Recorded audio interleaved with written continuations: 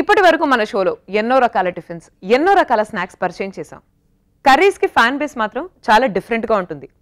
Lunch ప్లేట్లో different types of కర్రీస్ని ఇష్టపడే వాళ్ళు చాలా మందే ఉంటారు.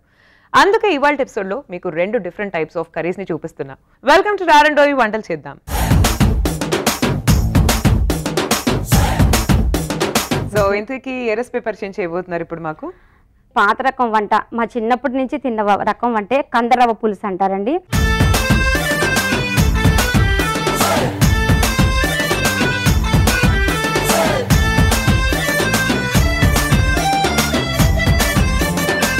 సో మీ నెక్స్ట్ రెసిపీ చెప్పండి. ఏముంది? బొంగమిరపకాయలు పాటవాడి.